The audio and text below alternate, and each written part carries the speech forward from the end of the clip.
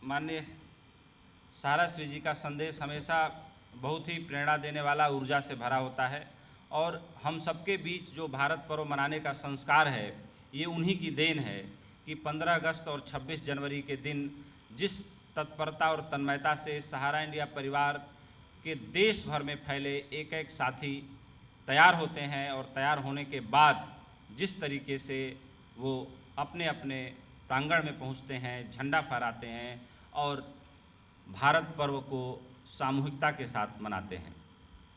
कुल मिला के जब हमारे मुख्य अभिभावक परम आदरणीय सहारा श्री जी का संदेश आप लोगों के बीच में पढ़ चुका हूं, तो बहुत ज़्यादा कुछ कहने के लिए बचता नहीं है, क्योंकि उनका कहना ही हम सभी का कहना है। उनके स्वर में ही सस्वर हम सभी मिले हुए हैं। आज 73वीं वर्षगांठ है और कह सकते हैं कि 74वीं सालगिरह है स्वतंत्रता दिवस की। सहारा इंडिया परिवार जिस तरीके से आज पिछले करीब 8 सालों से एक लड़ाई लड़ रहा है और आप सब उस लड़ाई के साक्षी हैं, लेकिन फिर भी अपने साहस के बल पे, अपने नैतिक और नैतिकता के दम पर जिस तरह से हम सर उठाए खड़े हैं और देश के निर्माण में एक सकारात्मक भूमिका अदा कर रहे हैं। हमारे मुख्य अभिभावक हमेशा इस बात पर जोर देते हैं कि कोई भी राष्ट्र तभी बड़ा बन सकता है जब उसके लोग एक सच्चे कर्तव्य योगी की भांति अपने दायित्व सही तरीके से निभाएं, वो जिस जिम्मेदारी पर हैं, जिस ड्यूटी पर हैं। और आप सभी को याद होगा कि हमेशा उन्होंने अपने संबोधन में एक बात कही है कि जो अधिकार दिए जाते हैं वो कर्तव्य निभाने के लिए दिए जाते हैं। अगर आपको अधिकार दिए गए हैं तो जाहिर सी बात है कि आपसे एक कर्तव्य की अपेक्षा है और वो कर्तव्य उच्चतम मूल्य के लिए होना चाहिए। नोएडा कैंपस में भारत पर्व जिस तरीके से हमारे मुख्यालय लखनऊ में धूमधाम से मनाया जाता रहा, हमारे सभी प्रतिष्ठानों में मनाया जाता रहा, लेकिन कोरोना महामारी के कारण उतना धूमधाम से हम इस बार भारत पर्व का आयोजन नहीं कर रहे हैं, क्योंकि हमें सोशल डिस्टेंसिंग का ध्यान रखना है, हमें सरकारी तमाम जो गाइडलाइंस हैं उनका भी ध्यान रखना है। इस कारण नोएडा कैंपस में भी हम इसके प्रारूप को बहुत हमने छोटा रखा है। हमने आज तमाम साथियों को आमंत्रित नहीं किया है। उसके पीछे एक ही कारण है कि दूरी बनी रहे, जो सामाजिक दूरी यानी सोशल डिस्टेंसिंग बनी रहे।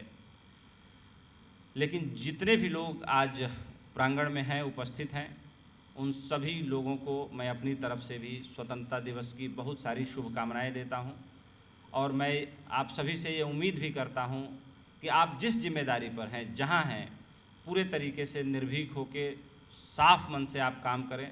मुझे लगता है कि साफ मन से, सच्चे मन से, निष्ठा से किया गया काम, किया गया प्रयास कभी विफल नहीं जाता है और एक संस्थान के लिए यही सबसे ज़्यादा ज़रूरी है।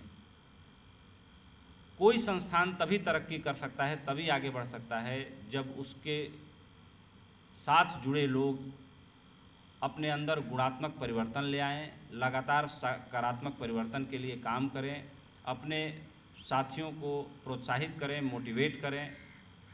कई बार कुछ नकारात्मक बातें भी सुनने को आती हैं। आप ये पक्का जान लीजिए कि पैर सिर्फ सकारात्मकता के होते हैं, नकारात्मकता के पैर नहीं होते।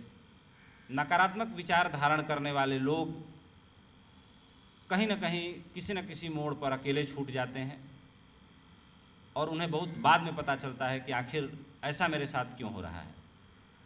तो जीवन में सकारात्मक बने रहिए, एक दूसरे को मोटिवेट करिए, निर्भीक होकर काम करिए और संस्थान की तरक्की के लिए जो भी आप योगदान दे सकते हैं, आप योगदान दीजिए।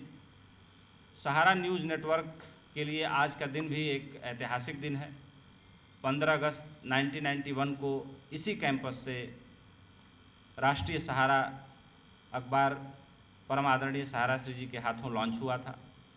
आज कह सकते हैं कि हम 30 साल, 3 दशक पूरे कर रहे हैं, जो अपने आप में एक बड़ी उपलब्धि है।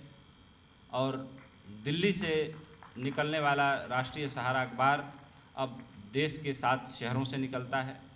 साथ ही आलमी सहारा भी है, जो करीब अब लगभग 10 जगहों से हम उसको प्रकाशित कर रहे हैं और उसके एडिशन और राष्ट्रीय सहारा के एडिशन मिला के करीब 45 से ज़्यादा जगहों पर हम अखबार भेज रहे हैं।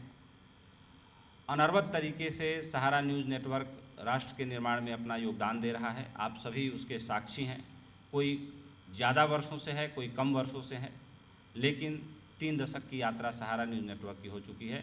उसके लिए भी आप सभी को बहुत बहुत सारी शुभकामनाएं।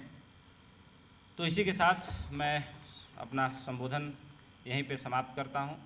एक बार पुनः भारत पर्व की, स्वतंत्रता दिवस की आप सभी लोगों को, आपके परिवार के सभी सदस्यों को सहारा इंडिया परिवार की तरफ से बहुत सारी शुभकामनाएं। धन्यवाद। जय हिंद, जय भारत।